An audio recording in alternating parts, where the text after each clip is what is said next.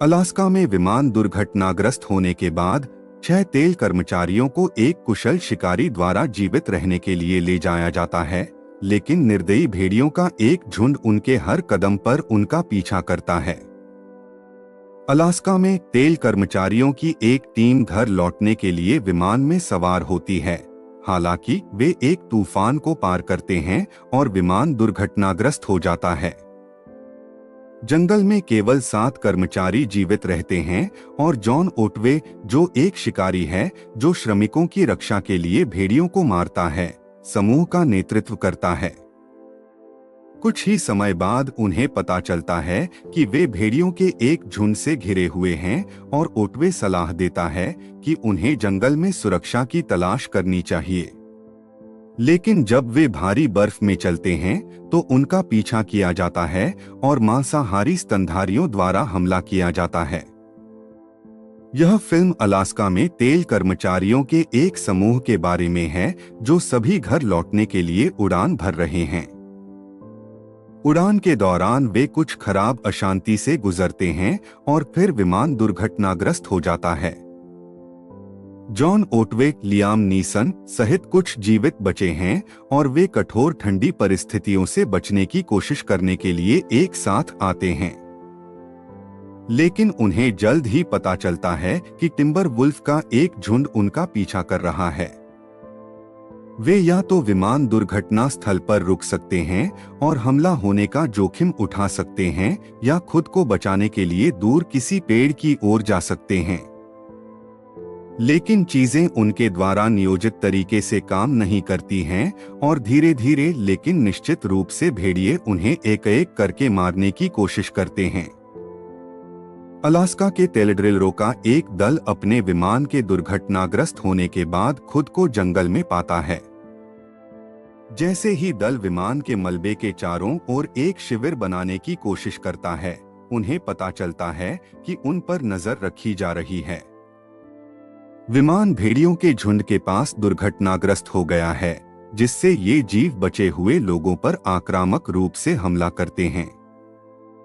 जैसे ही भेड़िए उनका पीछा करते हैं, जॉन ओटवे, इनमें से एक जीवित व्यक्ति लियाम नीसन द्वारा अभिनीत इन लोगों को वास्तविक लोगों के रूप में देखना शुरू कर देता है। इसके विपरीत गधे मानवता के लिए अयोग्य व्यक्ति। समाज से अलग होने पर हम इन पात्रों को उनके परिस्थितियों के अनुसार देखने के बजाय वे जो हैं उसके लिए देखना शुरू करते हैं। जब ओटवे अपने अब के साथियों को एक एक करके मारे जाते देखता है तो वह अपने आप से, अपने साथियों से तथा उस ईश्वर से जिस पर वह पहले विश्वास नहीं करता था, प्रश्न करता है। एक हिंसक विमान दुर्घटना का शिकार होने के बाद तेल ड्रिलरों का एक समूह अलास्का के सबसे दूरस्थ जंगल में फंस गया है, जहां से बचाए जाने की कोई संभावना नहीं है। बर्फीली ठंड और चरम जीवन स्थितियों के संपर्क में अनुभवी शिकारी ओटवे के नेतृत्व में कुछ बचे हुए लोग विशाल भेड़ियों के झुंड के अथक उत्पीड़न को सहन करेंगे।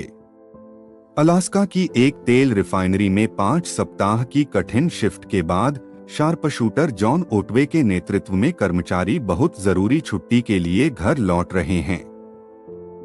एक भयंकर तूफान के कारण उनका विमान बर्फीले जंगल में दुर्घटनाग्रस्त हो जाता है और ओटवे सहित केवल 8 लोग ही जीवित बचते हैं। जैसे ही वे सभ्यता और सुरक्षा की ओर दक्षिण की ओर बढ़ते हैं, ओटवे और उनके साथियों को घातक चोटों, बर्फीले तत्वों और भूखे भेड़ियों के झुंड से लड़ना पड़ता है। अलास्का में कच्चे तेल के कर्मचारी कठिन शिफ्ट में काम करने के बाद 2 सप्ताह की छुट्टी के लिए घर लौट रहे हैं। घर लौटते समय उनका सामना एक भयंकर तूफान से होता है जो उनके विमान को अलास्का के टुंड्रा में गिरा देता है। 8 बचे लोगों को सभ्यता तक पहुंचने का रास्ता खोजना होगा। रहस्यमय भेड़ियों के कारण उन्हें परेशानी का सामना करना पड़ता है। जॉन ओटवे, लियाम नीसन अलास्का में काम करता है, जहां वह तेल की ड्रिलिंग करने वाली टीम के लिए खतरा पैदा करने वाले भेड़ियों को मारता है। कठोर जलवायु परिस्थितियों में यह एक अकेला और क्रूर जीवन है। तेल की ड्रिलिंग में सभी तरह के लोग शामिल होते हैं, जिनमें भूतपूर्व अपराधी, आवारा, भगोड़े और आम तौर पर मानव जाति के लिए अयोग्य लोग शामिल हैं। नौकरी के अपने आखिरी दिन ओटवे अपनी पत्नी एनी ओपेनशॉ को एक पत्र लिखता है, जिसमें वह आत्महत्या करने की अपनी योजना के बारे में बताता है। ओटवे खुद को उद्देश्यहीन महसूस करता है और कहता है कि वह दुनिया में कोई वास्तविक अच्छा काम नहीं कर रहा है। हालांकि पहाड़ों से भेड़िए की चीख सुनने के बाद वह ऐसा नहीं करता है। अगले दिन ओटवे सहित टीम को ले जा रहा विमान बर्फीले तूफान में दुर्घटनाग्रस्त हो जाता है। विमान आधा भरा हुआ था, जिसमें लगभग 15 से 20 यात्री सवार थे। ओटवे अपने शरीर को सीटों की 2 पंक्तियों के बीच रखकर और ऑक्सीजन मास्क लगाकर खुद को बचाने की कोशिश करता है। लेकिन एक बिंदु पर विमान का धड़ टूट जाता है और ओटवे विमान के बाहर आंशिक रूप से लटक जाता है। ओटवे को अपनी पत्नी का एक दृश्य दिखाई देता है जो उसे डर न लगने का आग्रह करती है। ओटवे अलास्का के जंगल में जागता है, जो मीलों तक बर्फ से घिरा हुआ है। वह कुछ मीटर दूर विमान के मलबे को देखता है और टीम के एक सदस्य लेवेंडेन जेम्स बैजडेल को घातक रूप से घायल पाता है। ओटवे उसे शांत करता है और लेवेंडेन मर जाता है। ओटवे खुद को काटने वाली ठंड और तेज हवाओं से बचाने के लिए कुछ गर्म कपड़े ढूंढता है। क्षेत्र में कोई सेल फोन रिसेप्शन नहीं है। ओटवे जानता है कि इस जंगल से बचाए जाने की कोई उम्मीद नहीं है। कार्यभार संभालते हुए ओटवे बचे हुए लोगों को आग जलाने का काम देता है। ऐसा करते समय वह एक लाश की खोज करता है और उस पर ग्रे वुल्फ द्वारा हमला किया जाता है।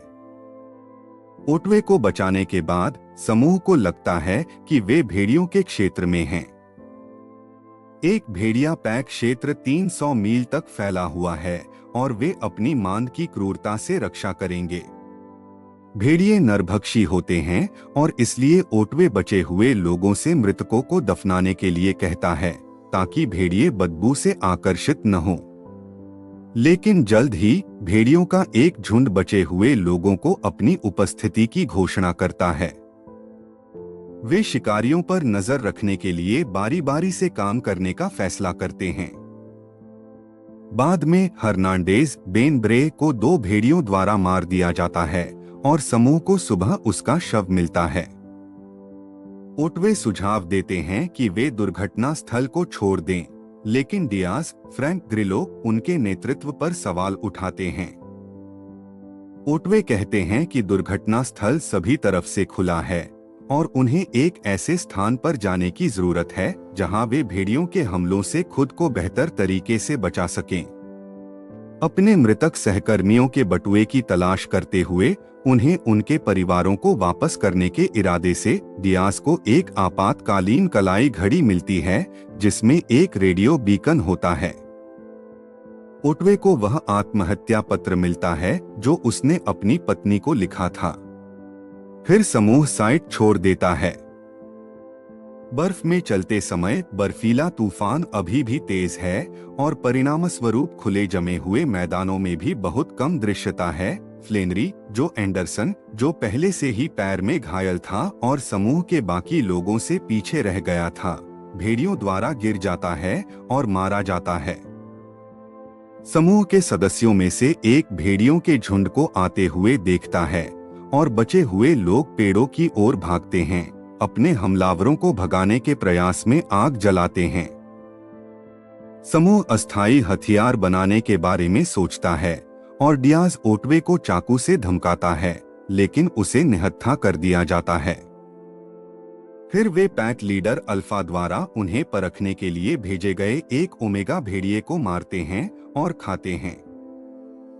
डियाज अवज्ञा के प्रतीक के रूप में पक रही लाश का सिर काट देता है और सिर को वापस पैक पर फेंक देता है। इस कदम को समूह द्वारा नासमझी के रूप में देखा जाता है, क्योंकि भेड़िए ही एकमात्र ऐसे प्राणी हैं जो बदला लेने के लिए जाने जाते हैं। आग के चारों ओर बैठे हुए डियाज समूह को अपने नास्तिक विश्वासों के बारे में बताता है और टैलगेट डरमोट मुलरोनी कहता है कि वह ईश्वर में विश्वास करता है। ओटवे कहता है कि वह भी नास्तिक है, लेकिन चाहता है कि वह विश्वास कर सके। वह अपने पिता द्वारा लिखी गई एक कविता भी सुनाता है। एक बर्फीला तूफान आता है और बचे हुए लोग आग को बनाए रखने के लिए तैयार हो जाते हैं। सुबह में बर्क नोन्सो एनोजी, जो हाइपोक्सिया से पीड़ित था, मृत पाया जाता है।